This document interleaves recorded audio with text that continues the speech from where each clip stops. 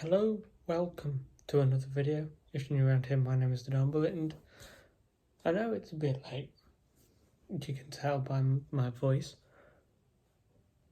but I've just been scrolling through YouTube, as I do, and people are still talking about the Lewis Hamilton versus Max Verstappen crash in the 2021 British Grand Prix. If you don't care about Formula One or what I'm talking about, then don't worry, just leave.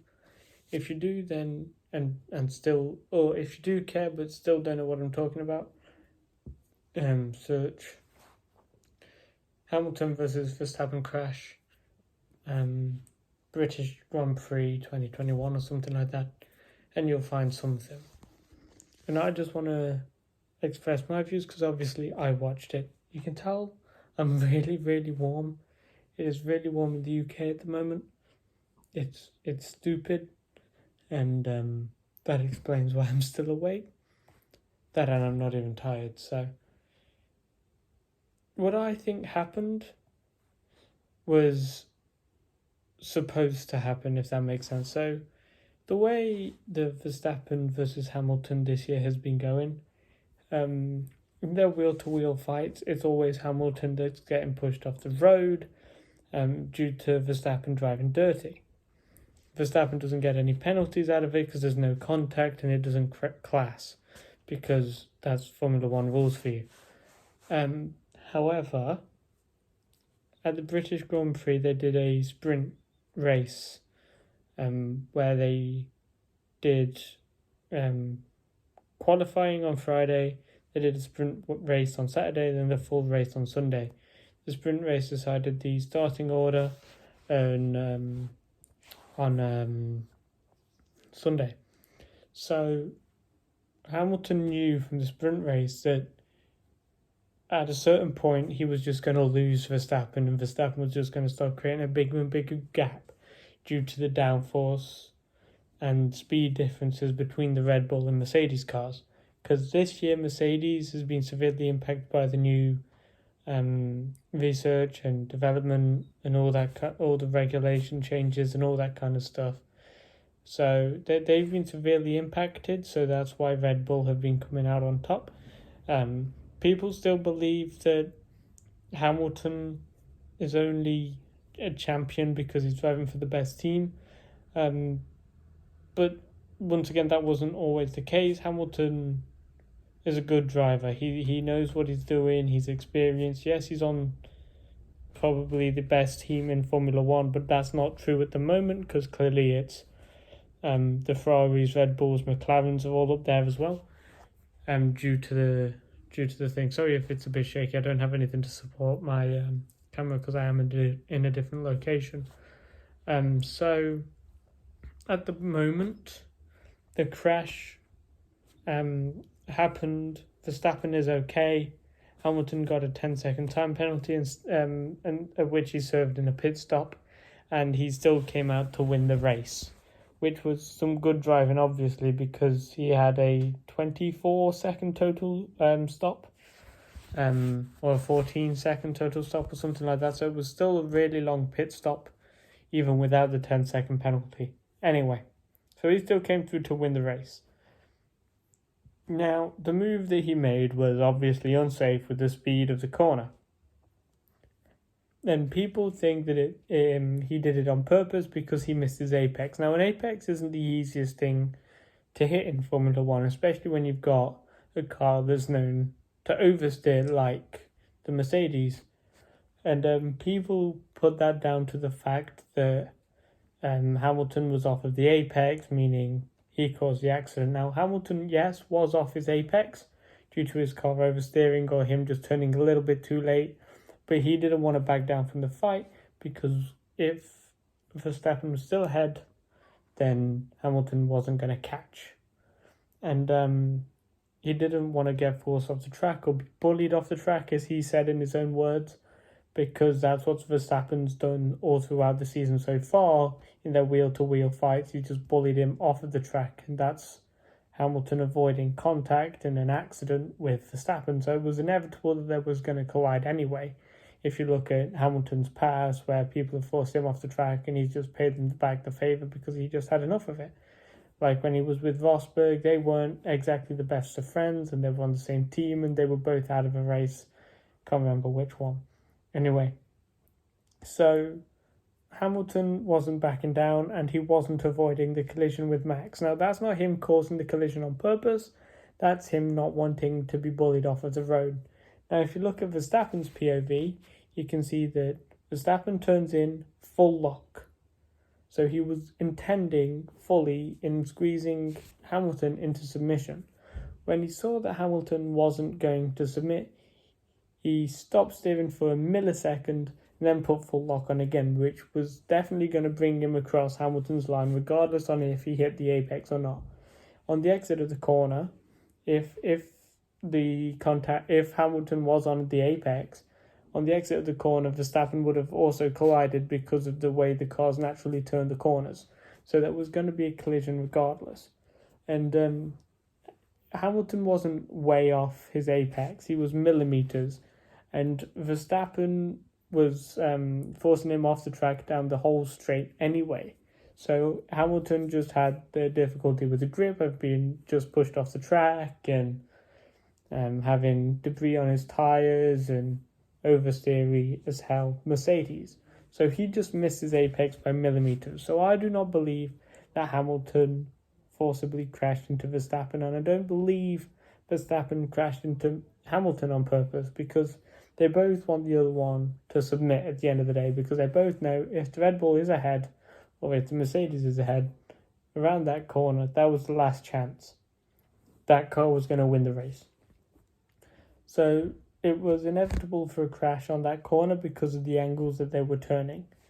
And the way the track is, it's very wide on that corner. So Verstappen could have gone a little bit wider to go around after knowing that Hamilton is still there. He could have gone a bit wider and corrected his line that way.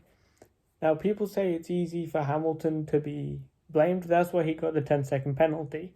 The 10-second penalty is the second least penalty he could have got, considering the fact that I think they came up with their decision because of the bombardment of the two teams and other teams, and just a bombardment of people. So they thought, we may as well give him a penalty, and that'll be it.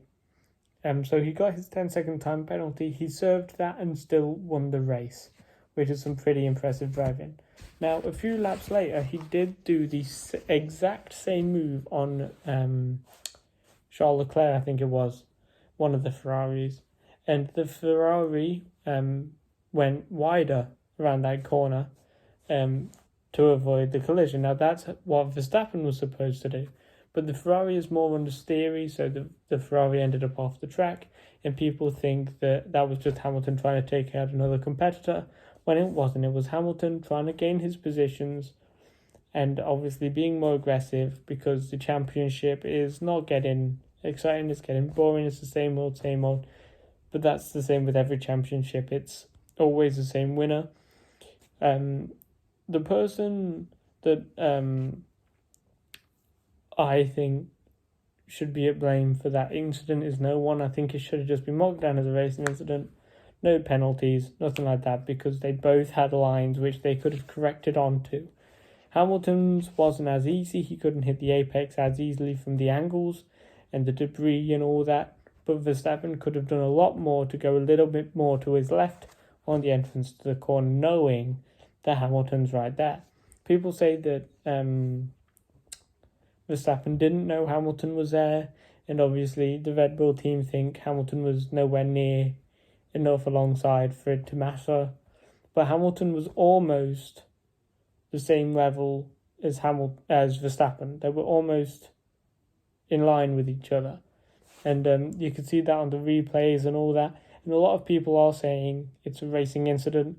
A lot of people are saying Verstappen is at fault. And a lot of people are saying Hamilton is at fault.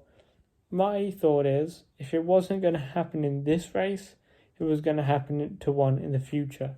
And all those people thinking that Hamilton should be suspended for a race are just talking out of their arse. because that's not how a suspension works. A suspension, if it was deliberate, that wasn't deliberate. He got a time penalty for causing a collision, not deliberately crashing into someone. So the people are just cuckoo with the facts, and people are saying how the way Hamilton won was dirty driving, taking out his rival, causing millions of dollars worth of damage to the rival. That doesn't matter. Like I'm saying, if it wasn't going to happen in that race, I was expecting it a lot sooner. If it wasn't going to happen in that race, it would have happened in a future race, where the points may not have mattered at all. And it would have still been a crash, but they both could have been taken out.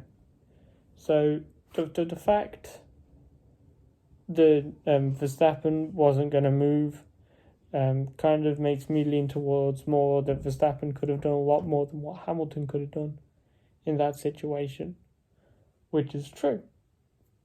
And that's not me saying it as a Hamilton fan. I'm not a Hamilton fan. I'm a Lando Norris fan. Obviously another Brit, but I think that Norris is doing really well for himself in Formula One so far, and so is George Russell, to be honest. I'm not surprised that they are considering George Russell for Mercedes. George Russell is pushing his car to the absolute max, doing things that people thought impossible for the Williams. But the Haas drivers are doing very poorly. Nikita Mazepin and Mick Schumacher, they both are yet to adjust to the way Formula One is. And Matsushita, I think it is. Is it Matsushita? No, it's not. That's from Arava's F1 2020 career mode.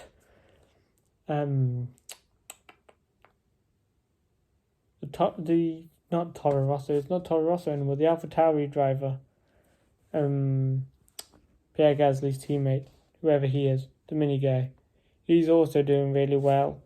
Considering he's just come up, I'm going to have to do my research after the thing. But they are all doing really well.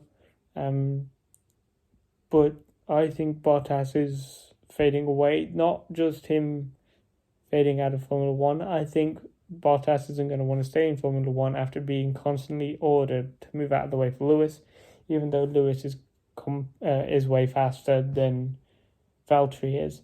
Valtteri is still getting results, but he's still not as fast as what he could be. So the fact that they're considering George Russell for a Mercedes seat doesn't surprise me. Lando Norris, I think, would suit a Mercedes seat.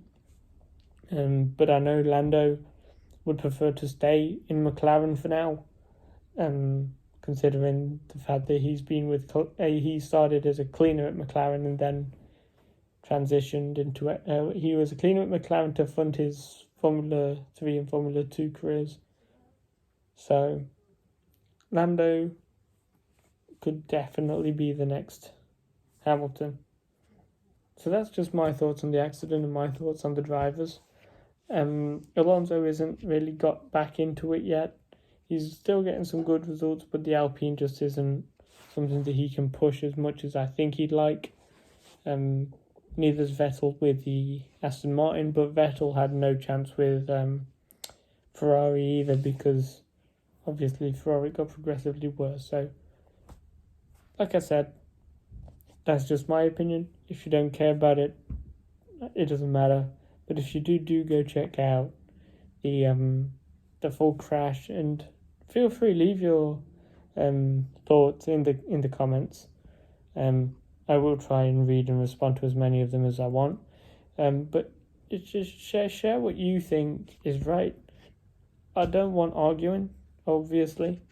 But if you think Hamilton was at fault, tell me why. If you think, I don't know, if you think it was Mazepin's fault, tell me why.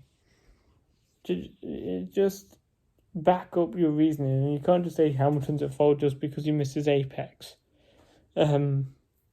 Apex is hard in Formula One. So yeah, post your thoughts. If you don't know what your thoughts are, then don't. If you're just gonna go with me and say it's a racing incident, then you're probably right. And if you're going to say, just discuss with me other incidents, other things you'd like me to mention probably in a future episode. I will do my research on them first. Obviously, I've watched the replays of that crash so much myself, looking closely and analysing.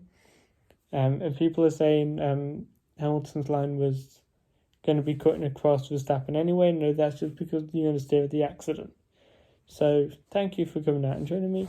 I do look forward to seeing some comments. Bye.